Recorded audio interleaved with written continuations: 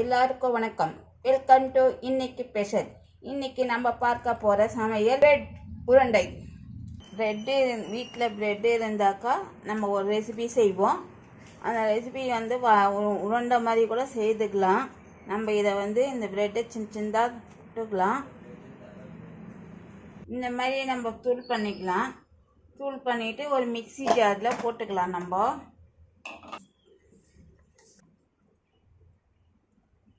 Mixie ஜாரில் போட்டு கொஞ்சம் அரைச்சிக்கலாம். நம்ம இந்த மாதிரி நம்ம நைஸாக நம்ம அரைச்சிக்கலாம். நம்ம ரொம்ப நைஸாக வேண்டாம், சொரப்பாக இருந்தால் போதும். இப்போ இதில் வந்து நம்ம ஒரு பவுலில் போட்டுக்கலாம்.